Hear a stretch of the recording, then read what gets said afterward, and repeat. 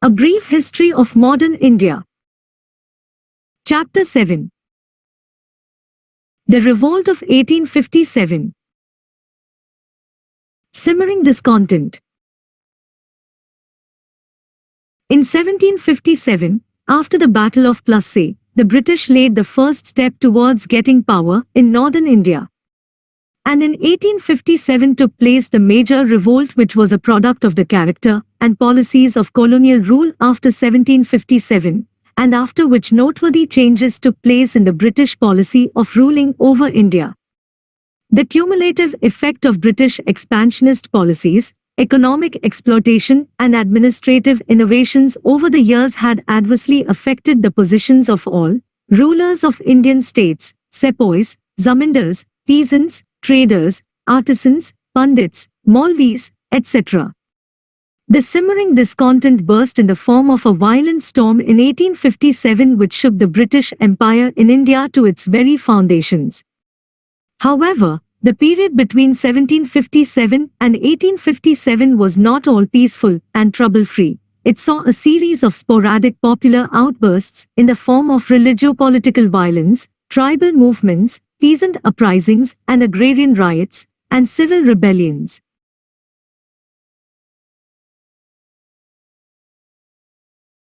Enhanced revenue demands, even in famine years, caused anger. Many a times, movements against local moneylenders turned into rebellion against the company rule as the moneylenders had the support of the police. British interference in native religious or traditional customs also caused resentment and resulted in rebellions. Almost from the very early days of the East India Company's rule, rebellions and uprisings occurred for various causes in different regions. Some of the movements continued even after the 1857 revolt. Major revolts took place in the south, east, west and the northeastern regions which were suppressed with brutality by the company. The previous chapter discussed some of these uprisings. The 1857 revolt, the major causes. The causes of the revolt of 1857, like those of earlier uprisings, emerged from all aspects, socio-cultural, economic and political, of daily existence of Indian population cutting through all sections and classes. These causes are discussed below. Economic causes. The colonial policies of the East India Company destroyed the traditional economic fabric of the Indian society. The peasantry were never really to recover from the disabilities imposed by the new and a highly unpopular revenue settlement. Impoverished by heavy taxation, the peasants resorted to loans from moneylenders or traders at usurious rates, the latter often evicting the former from their land on non-payment of debt dues. These moneylenders and traders emerged as the new landlords, while the scourge of landless peasantry and rural indebtedness has continued to plague Indian society to this day. The older system of zamindari was forced to disintegrate. British rule also meant misery to the artisans and handicrafts people. The annexation of Indian states by the company cut off their major source of patronage, the native rulers and the nobles, who could not now afford to be patrons of the crafts workers.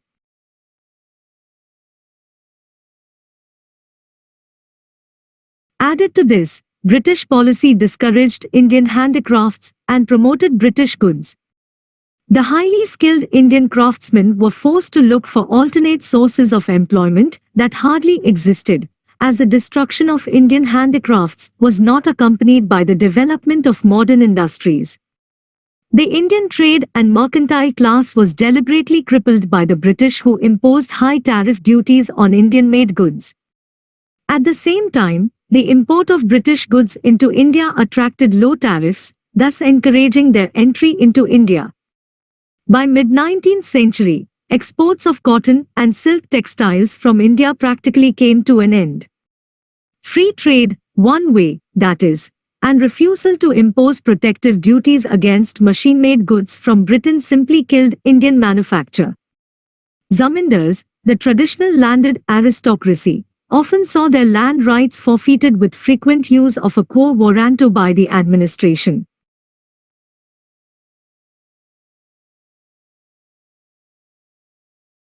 This resulted in a loss of status for them in the villages. In Awadh, the storm center of the revolt, 21,000 talukdars had their estates confiscated and suddenly found themselves without a source of income, unable to work, ashamed to beg, condemned to penury. These dispossessed talukdars seized the opportunity presented by the Sepoy revolt to oppose the British and try to regain what they had lost. The ruin of Indian industry increased the pressure on agriculture and land, which could not support all the people. The lopsided development resulted in pauperization of the country in general. Political causes. The East India Company's greedy policy of aggrandizement accompanied by broken pledges and promises resulted in contempt for the company and loss of political prestige, besides causing suspicion in the minds of almost all the ruling princes in India, through such policies as of effective control, subsidiary alliance and doctrine of lapse. The right of succession was denied to Hindu princes. The Mughals were humbled when, on Prince Fakhruddin's death in 1856, whose succession had been recognized conditionally by Lord Dalhousie, Lord Canning announced that the next prince on succession would have to renounce the regal title and the ancestral Mughal palaces, in addition to the renunciations agreed upon by Prince Fakhruddin. The collapse of rulers, the erstwhile aristocracy, also adversely affected those sections of the Indian society which derived their sustenance from cultural and religious pursuits. It was the British intruder who broke up the Indian handloom and destroyed the spinning wheel. England began with depriving the Indian cottons from the European market. It then introduced twist into Hindustan and in the end inundated the very mother country of cotton with cottons. Karl Marx, in 1853. Administrative causes. Rampant corruption in the company's administration, especially among the police, petty officials, and lower law courts, was a major cause of discontent. Indeed, it is the view of many historians that the rampant corruption we see now in India is a legacy of the company rule. Also, the character of British rule imparted a foreign and alien look to it in the eyes of Indians, a kind of absentee sovereignty. Socio-religious causes. Racial overtones and a superiority complex characterized the British administrative attitude towards the native Indian population. The activities of Christian missionaries who followed the British flag in India were looked upon with suspicion by Indians.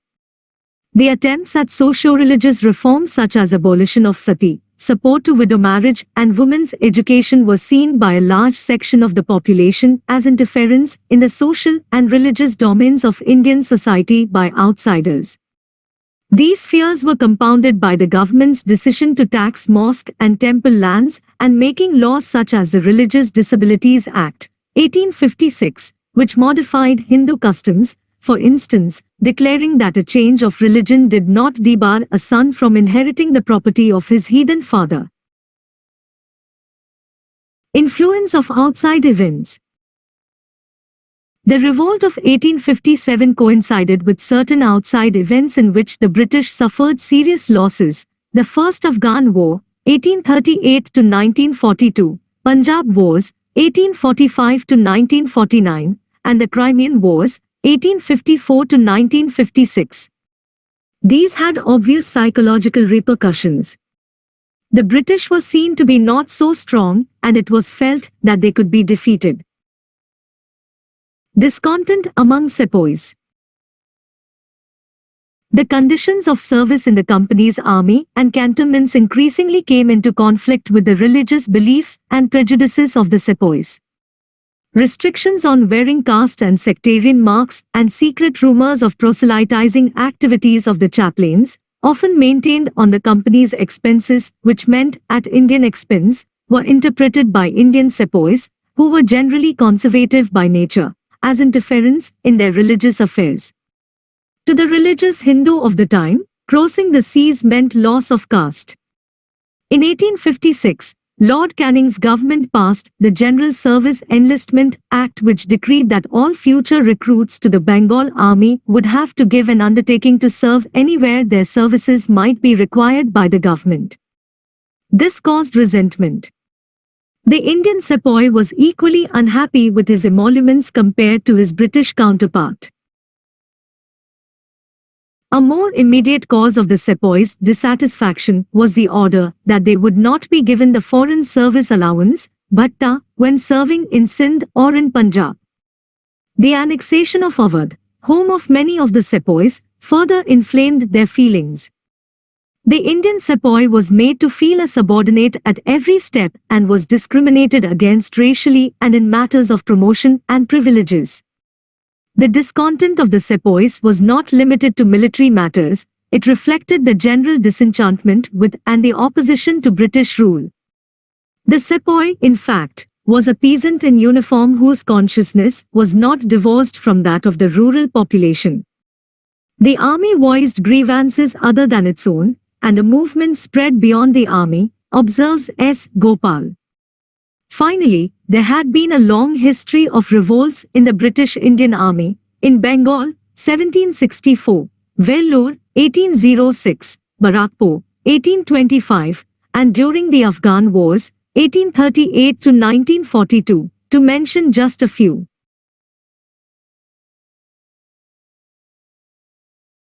Beginning and spread of the revolt. The spark. The reports about the mixing of bone dust in atta, flour, and the introduction of the Enfield rifle enhanced the sepoys' growing disaffection with the government. The greased wrapping paper of the cartridge of the new rifle had to be bitten off before loading, and the grease was reportedly made of beef and pig fat. The cow was sacred to the Hindus while the pig was taboo for the Muslims. The army administration did nothing to allay these fears, and the sepoys felt their religion was in grave danger. The greased cartridges did not create a new cause of discontent in the army, but supplied the occasion for the simmering discontent to come out in the open.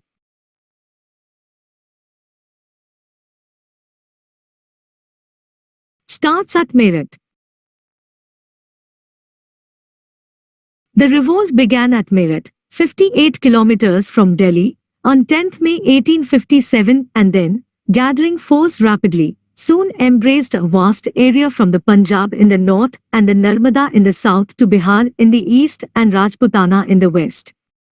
Even before the Meerut incident, there were rumblings of resentment in various cantonments. The 19th Native Infantry at Berhampur, which refused to use the newly introduced Enfield rifle and broke out in mutiny in February 1857, was disbanded in March 1857. A young sepoy of the 34th Native Infantry, Mangal Pandey, went a step further and fired at the sergeant major of his unit at Barakpur.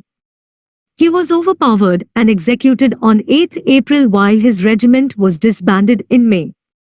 The 7th Awadh Regiment, which defeated its officers on 3rd May, met with a similar fate. And then came the explosion at Meerut. On 24th April, 90 men of the 3rd Native Cavalry refused to accept the greased cartridges. On 9th May, 85 of them were dismissed, sentenced to 10 years imprisonment, and put in fetters.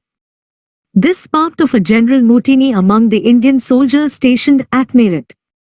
The very next day, on 10th May, they released their imprisoned comrades, killed their officers, and unfurled the banner of revolt.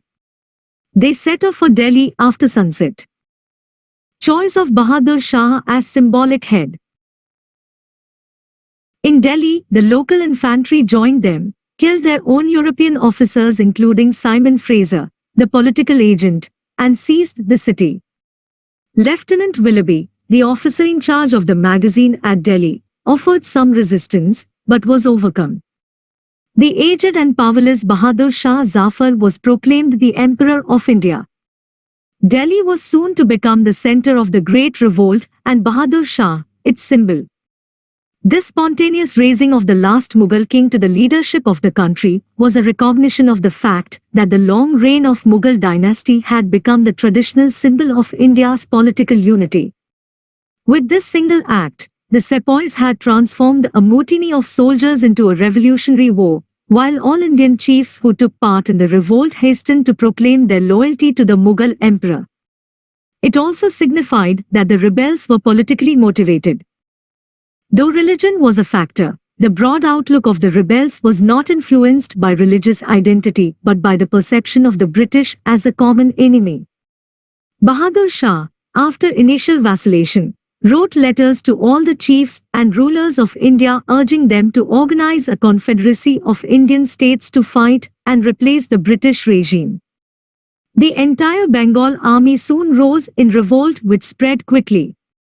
Awadh, Rohilkhand, the Doab, Bundelkhand, Central India, large parts of Bihar and East Punjab shook off British authority. Civilians join. The revolt of the sepoys was accompanied by a rebellion of the civil population, particularly in the northwestern provinces and Awadh. Their accumulated grievances found immediate expression and they rose en masse to give vent to their opposition to British rule. It is the widespread participation in the revolt by the peasantry, the artisans, shopkeepers, day laborers, zamindars, religious mendicants, priests and civil servants which gave it real strength as well as the character of a popular revolt. Here the peasants and petty zamindars gave free expression to their grievances by attacking the moneylenders and zamindars who had displaced them from the land.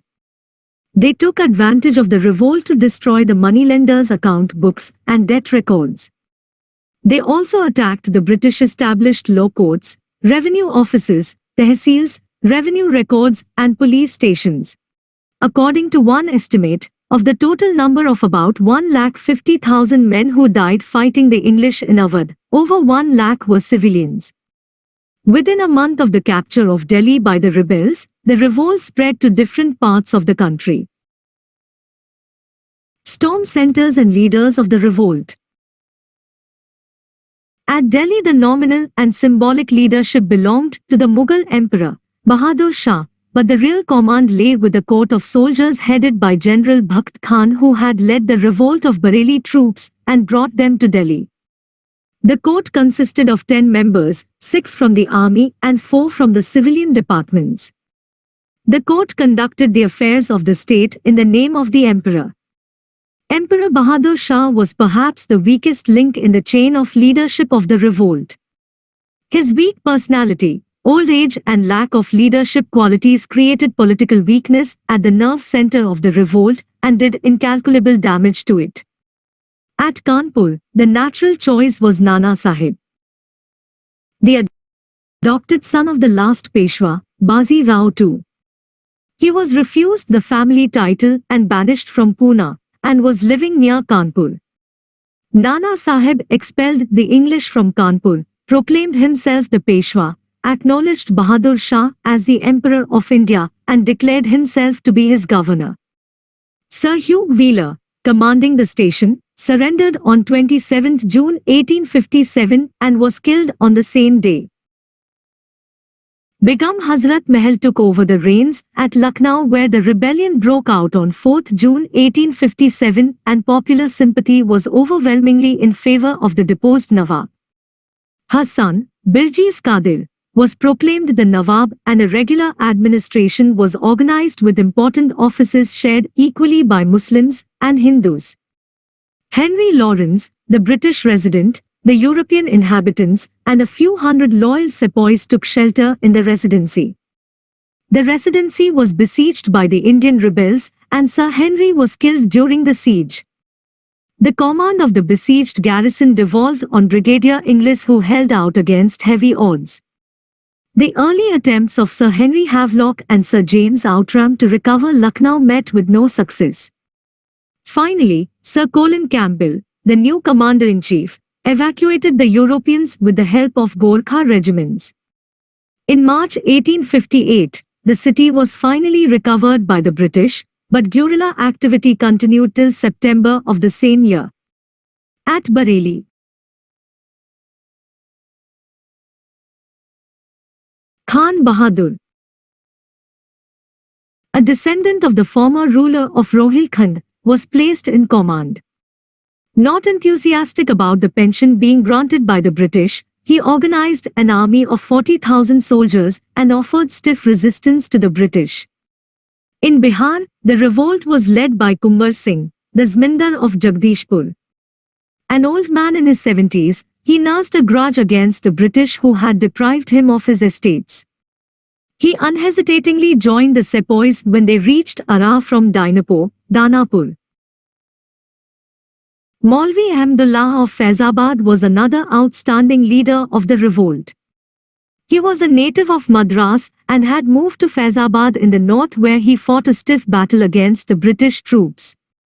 He emerged as one of the revolt's acknowledged leaders once it broke out in Awadh in May 1857. The most outstanding leader of the revolt was Rani Lakshmibai, who assumed the leadership of the sepoys at Jhansi. Lord Dalhousie, the Governor-General, had refused to allow her adopted son to succeed to the throne after her husband Raja Gangadhar Rao died, and had annexed the state by the application of the infamous doctrine of lapse. Driven out of Jhansi by British forces, she gave the battle cry, "Main apni Jhansi nahi dungi, I shall not give away my Jhansi." She was joined by Tanshia Tope, a close associate of Nana Sahib, after the loss of Kanpur. The Rani of Jhansi and Tanshia Tope marched towards Gwalior where they were hailed by the Indian soldiers. The Scindia, the local ruler, however, decided to side with the English and took shelter at Agra. Nana Sahib was proclaimed the Peshwa and plans were chalked out for a march into the south. Gwalior was recaptured by the English in June 1858. The sacrifices made by the common masses were immense and innumerable. The name of Shah Amal, a local villager in Pargana Baraut, Bagpat, Uttar Pradesh, is most notable. He organized the headmen and peasants of 84 villages, referred as Chaurasi Desh, marching at night from village to village, urging people to rebel against the British hegemony. The people attacked government buildings, destroyed the bridges over the rivers and dug up metal roads, partially to stop government forces from coming into the area, and partly because bridges and roads were viewed as symbols of British rule. Shah Amal sent supplies to the mutineers in Delhi and prevented all official communication between British headquarters and Meerut. He made his headquarters at the bungalow of an irrigation department on the banks of the Yamuna and supervised and controlled his operations from there. In fact, the bungalow was turned into a hall of justice, resolving disputes and dispensing judgments.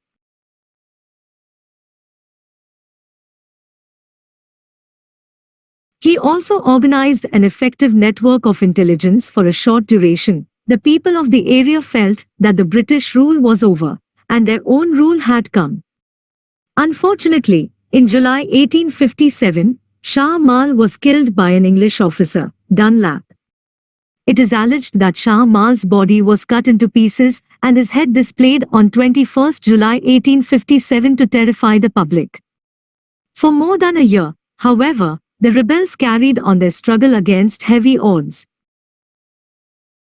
View here lay the woman who was the only man among the rebels. Hugh Rose, a tribute to the Rani of Jhansi from the man who defeated her. Suppression of the revolt. The revolt was finally suppressed. The British captured Delhi on 20 September 1857 after prolonged and bitter fighting. John Nicholson, the leader of the siege, was badly wounded and later succumbed to his injuries. Bahadur Shah was taken prisoner. The royal princes were captured and butchered on the spot, publicly shot at point-blank range by Lieutenant Hudson himself. The emperor was exiled to Rangoon where he died in 1862. Thus the great house of Mughals was finally and completely extinguished. Terrible vengeance was wreaked on the inhabitants of Delhi. With the fall of Delhi, the focal point of the revolt disappeared. One by one, all the great leaders of the revolt fell. Military operations for the recapture of Kanpur were closely associated with the recovery of Lucknow. Sir Colin Campbell occupied Kanpur on 6 December 1857. Nana Sahib, defeated at Kanpur, escaped to Nepal in early 1859, never to be heard of again.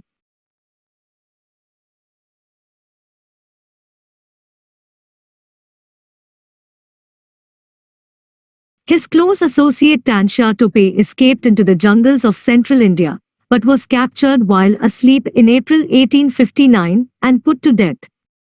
The Rani of Jhansi had died on the battlefield earlier in June 1858. Jhansi was recaptured by Sir Hugh Rose. By 1859, Kunwar Singh, Bakht Khan, Khan Bahadur Khan of Bareilly, Rao Sahib, brother of Nana Sahib, and Maulvi Ahmadullah were all dead, while the Begum of Awadh was compelled to hide in Nepal.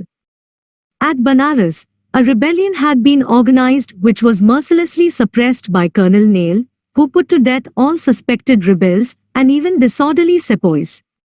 By the end of 1859, British authority over India was fully re-established. The British government had to pour immense supplies of men, money and arms into the country, though the Indians had to later repay the entire cost through their own suppression. Why the revolt failed?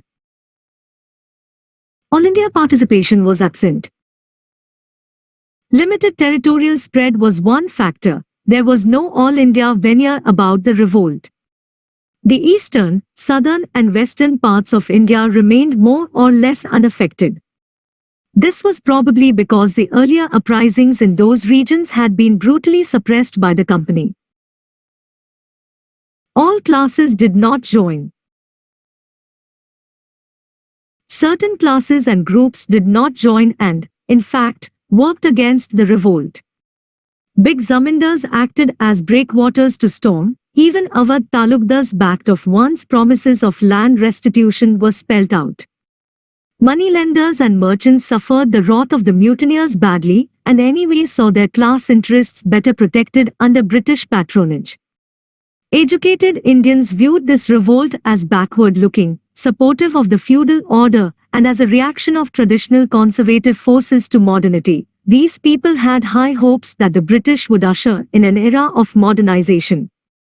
Most Indian rulers refused to join and often gave active help to the British. Rulers who did not participate included the Scindia of Gwalior, the Holkar of Indore, the rulers of Patiala, Sindh and other Sikh chieftains, and the Maharaja of Kashmir. Indeed, by one estimate, not more than 1/4 of the total area and not more than 1/10 of the total population was affected. Poor arms and equipment. The Indian soldiers were poorly equipped materially, fighting generally with swords and spears and very few guns and muskets. On the other hand, the European soldiers were equipped with the latest weapons of war like the Enfield rifle. The electric telegraph kept the commander-in-chief informed about the movements and strategy of the rebels. Uncoordinated and poorly organized. The revolt was poorly organized with no coordination or central leadership. The principal rebel leaders, Nana Sahib, Tansha Tope, Kunwar Singh, Lakshmibai, were no match to their British opponents in generalship.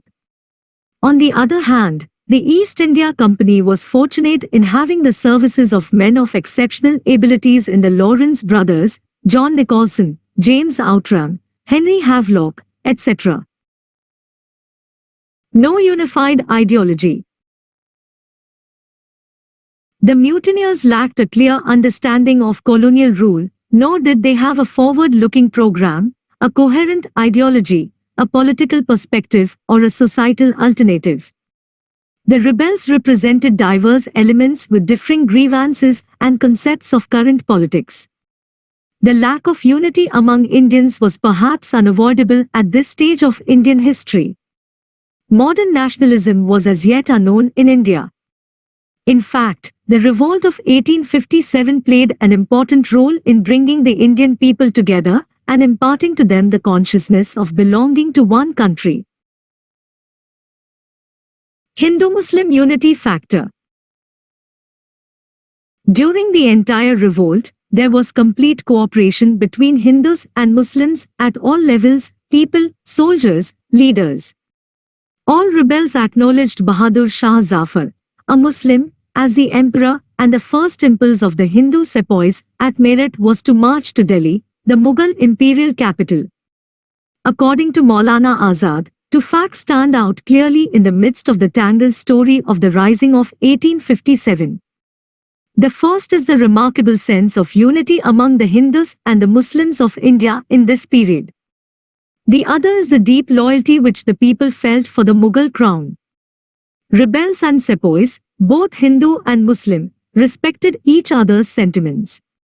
Immediate banning of cow slaughter was ordered once the revolt was successful in a particular area.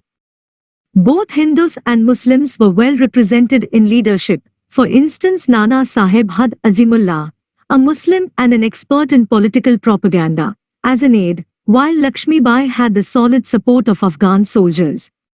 Nature of the revolt. Revolt. Views differ on the nature of the 1857 revolt. It was a mere sepoy mutiny to some British historians, a wholly unpatriotic and selfish sepoy mutiny with no native leadership and no popular support, said Sir John Seeley. However, that is not a complete picture of the event as it involved many sections of the civilian population and not just the sepoys. The discontent of the sepoys was just one cause of the disturbance. Dr. K. Datta considers the revolt of 1857 to have been in the main a military outbreak, which was taken advantage of by certain discontented princes and landlords, whose interests had been affected by the new political order. The last mentioned factor gave it an aura of a popular uprising in certain areas. It was never all Indian in character, but was localized, restricted and poorly organized. Further, says Datta, the movement was marked by absence of cohesion and unity of purpose among the various sections of the rebels. It was at the beginning of the 20th century that the 1857 revolt came to be interpreted as a planned war of national independence by V.D. Savarkar in his book, The Indian War of Independence, 1857. Savarkar called the revolt the first war of Indian independence. He said it was inspired by the lofty ideal of self-rule by Indians through a nationalist upsurge. Dr. S. N. Sen in his 1857 considers the revolt as having begun as a fight for religion but ending as a war of independence. Dr. R. C. Majumdar, however, considers it as neither the first, nor national, nor a war of independence, as large parts of the country remained unaffected and many sections of the people took no part in the upsurge. According to some Marxist historians, the 1857 revolt was the struggle of the soldier-peasant democratic combine against foreign as well as feudal bondage. However, this view can be questioned in the light of the fact that the leaders of the revolt themselves came from a feudal background. Jawaharlal Nehru considered the revolt of 1857 as essentially a feudal uprising, though there were some nationalistic elements in it. Discovery of India. M. N. Roy felt the revolt was a last-ditch stand of feudalism against commercial capitalism. R. P. Dutt also saw the significance of the revolt of the peasantry against foreign domination, even as he acknowledged it to be a defense of the old feudal order. The revolt of 1857 is not easy to categorize. While one can easily dismiss some views such as those of L.E.R. Rees, who considered it to be a war of fanatic religionists against Christians, or T.R. Horns, who saw in it a conflict between civilization and barbarism, one cannot quite go so far as to accept it as a war for independence. It had seeds of nationalism and anti-imperialism, but the concept of common nationality and nationhood was not inherent to the revolt of 1857. It is doubtful if the separate communities that participated in the revolt did so because they felt a common nationhood. Furthermore, what of the southern section which was not a part of the revolt? Each of the leaders had a personal cause for revolting, each had a personal interest to protect. However, as Dr. Sen points out, national revolutions are mostly the work of a minority, with or without the active support of the masses. From that point of view, the 1857 rebellion can claim a national character. One may say that the revolt of 1857 was the first great struggle of Indians to throw off British rule. Even this view has been questioned by some historians who feel that some of the earlier uprisings had been equally serious efforts at throwing off the foreign yoke, but have not got the same kind of attention. However, S.B. Chaudhuri observes, the revolt was the first combined attempt of many classes of people to challenge a foreign power.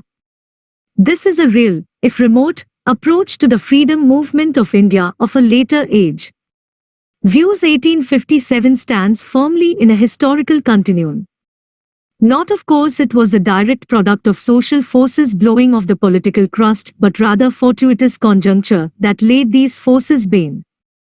Like 1848 in Europe, despite obvious disparities, it was on a pressing sans issue that could catch a society moving into the early stages of modernization. Eric Stokes' first war of independence it certainly was, as in the whole canvas of the recorded history of India, it would be difficult to find a parallel to this gigantic anti-foreign combine of all classes of people and of many provinces of India. There was never a war in India lasting continuously for more than a year and simultaneously in all the regions which had for its objective the abasement and ejectment of the alien ruling power. S.B. Chaudhuri, it is difficult to avoid the conclusion that the so-called First National War of Independence of 1857 is neither first, nor national, nor War of Independence. R.C. Majumdar. It has to be admitted that the war against the British was not inspired by any sentiment of nationalism, for in 1857 India was not yet politically a nation. It is a fact that the Hindus and Muslims cooperated, but the leaders and the followers of the two communities were moved by personal loyalties rather than loyalty to a common motherland. Tara Chand, the passions of the mutineers were centered on their grievances, not on larger ideals. Percival Spear, the mutiny became a revolt and assumed a political character when the mutineers of Meerut placed themselves under the King of Delhi and a section of the landed aristocracy and civil population decided in his favor. What began as a fight for religion ended as a war of independence. S.N. Sen, had a single leader of ability arisen among them, the rebels, we must have been lost beyond redemption. John Lawrence, the revolt of 1857 was a struggle of the soldier-peasant democratic combine against foreign imperialism as well as indigenous landlordism. Marxist interpretation, it was far more than a mutiny, yet much less than a first war of independence. Stanley Walpert. Consequences. The revolt of 1857 marks a turning point in the history of India. It led to far-reaching changes in the system of administration and the policies of the British government. Even before the revolt could be suppressed fully, the British Parliament, on 2 August 1858, passed an Act for the Better Government of India. The Act declared Queen Victoria as the sovereign of British India and provided for the appointment of a Secretary of State for India, a member of the British Cabinet. The direct responsibility for the administration of the country was assumed by the British Crown and company rule was abolished. The assumption of the Government of India by the Sovereign of Great Britain was announced by Lord Canning at a Darbar at Allahabad in the Queen's proclamation issued on 1 November 1858. It was by this proclamation that the Governor-General acquired the additional title of Viceroy. Many of the promises made in that proclamation appeared to be of a positive nature to the Indians. As per the Queen's proclamation, the era of annexations and expansion had ended and the British promised to respect the dignity and rights of the native princes. The Indian states were henceforth to recognize the paramountcy of the British Crown and were to be treated as parts of a single charge. The people of India were promised freedom of religion without interference from British officials. The proclamation also promised equal and impartial protection under law to all Indians, besides equal opportunities in government services irrespective of race or creed. It was also promised that old Indian rights, customs and practices would be given due regard while framing and administering the law. The army, which was at the forefront of the outbreak, was thoroughly reorganized, and British military policy came to be dominated by the idea of division and counterpoise.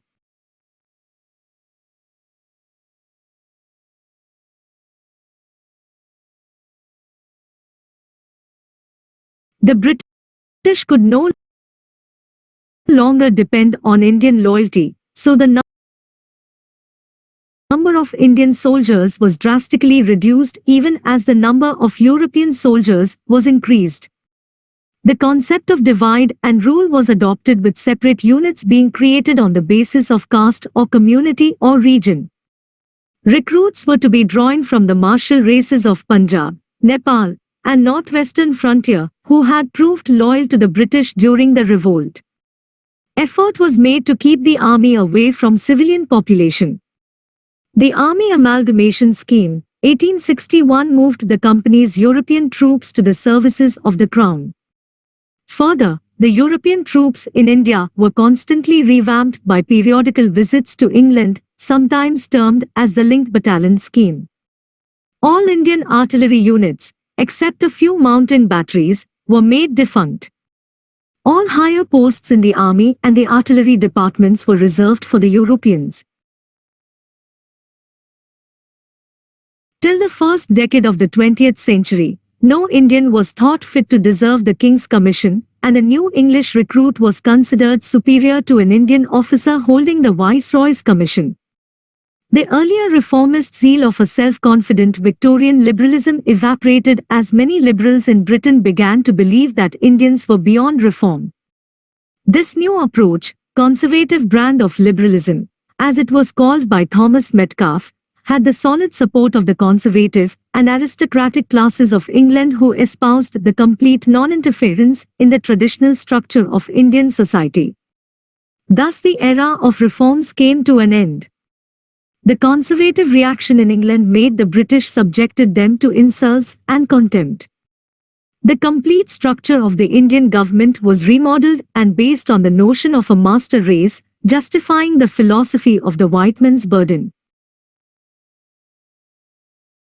This widened the gulf between the rulers and the ruled, besides causing eruptions of political controversies, demonstrations, and acts of violence in the coming period.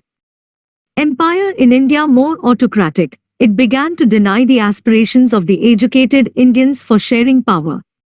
In the long term, this new British attitude proved counterproductive for the empire, as this caused frustrations in the educated Indian middle classes and gave rise to modern nationalism very soon. The policy of divide and rule started in earnest after the Revolt of 1857. The British used one class or community against another unscrupulously. Thus, socially, there was irremediable deterioration. While British territorial conquest was at an end, a period of systematic economic loot by the British began. The Indian economy was fully exploited without fear. In accordance with Queen's Proclamation of 1858, the Indian Civil Service Act of 1861 was passed, which was to give an impression that under the Queen all were equal, irrespective of race or creed. In reality, the detailed rules framed for the conduct of the civil service examination had the effect of keeping the higher services a close preserve of the colonizers. Racial hatred and suspicion between the Indians and the English was probably the worst legacy of the revolt. The newspapers and journals in Britain picturized the Indians as subhuman creatures who could be kept in check only by superior force. The proponents of imperialism in India dubbed the entire Indian population as unworthy of trust and white mutiny. In the wake of the transfer of power from the British East India Company to the British Crown, a section of European forces employed under the company resented the move that required the three presidency armies to transfer their allegiance from the defunct company to the Queen, as in the British Army. This resentment resulted in some unrest termed as White Mutiny. Prior to 1861, there were two separate military forces in India, operating under the British rule. One was the Queen's Army and the other comprised the units of the East India Company. The company's troops received bhatta, extra allowances of pay to cover various expenditures related to operations in areas other than the home territories. With transfer of power, the bhatta was stopped. Lord Canning's legalistic interpretation of the law surrounding the transfer also infuriated the affected white soldiers. The White Mutiny was seen as a potential threat to the already precarious British position in India, with the potential of inciting renewed rebellion among the still excited population in India. The demands of the European forces included an enlistment bonus or a choice of release from their obligations.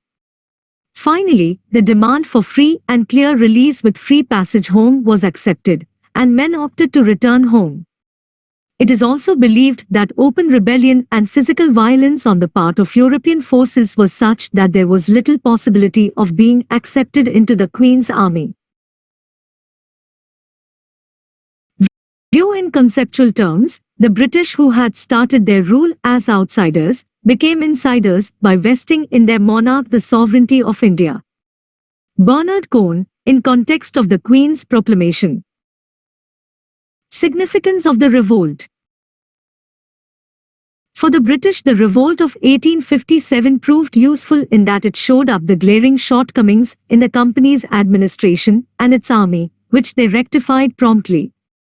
These defects would never have been revealed to the world if the revolt had not happened. For the Indians, the 1857 revolt had a major influence on the course of the struggle for freedom. It brought out in the open grievances of people and the sepoys, which were seen to be genuine. However, it was also obvious that the primitive arms, which the Indians possessed, were no match for the advanced weapons of the British. Furthermore, the senseless atrocities committed by both sides shocked the Indian intellectuals, who were increasingly convinced that violence was to be eschewed in any struggle for freedom. The educated middle class, which was a growing section, did not believe in violence and preferred an orderly approach.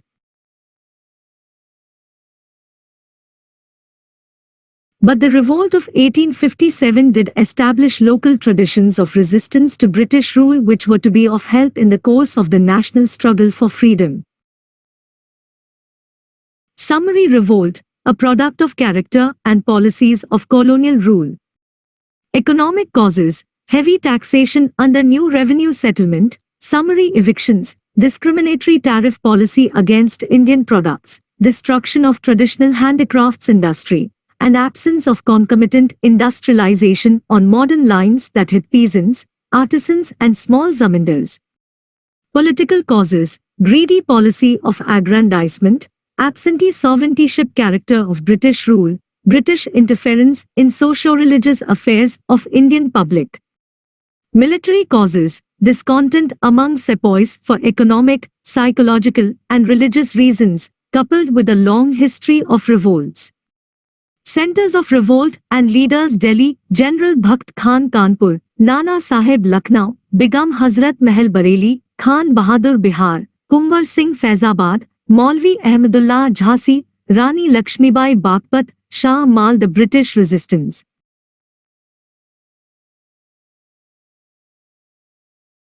Delhi, Lieutenant Willoughby, John Nicholson, Lieutenant Hudson Kanpur, Sir Hugh Wheeler, Sir Colin Campbell Lucknow, Henry Lawrence, Brigadier Inglis, Henry Havelock, James Outram, Sir Colin Campbell Jhansi, Sir Hugh Rose Banaras, Colonel James Neil. Causes of failure: limited territorial and social base. Crucial support of certain sections of Indian public to British authorities. Lack of resources as compared to those of the British. Lack of coordination and a central leadership. Lack of a coherent ideology and a political perspective.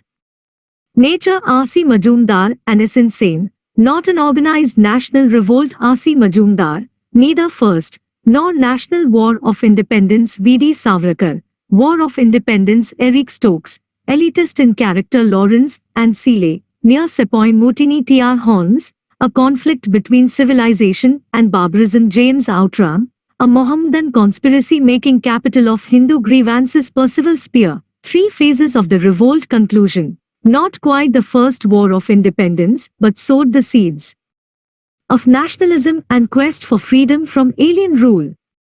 Effect Crown took over, company rule abolished. Queen's proclamation altered administration. Army reorganized. Racial hatred deepened. White mutiny.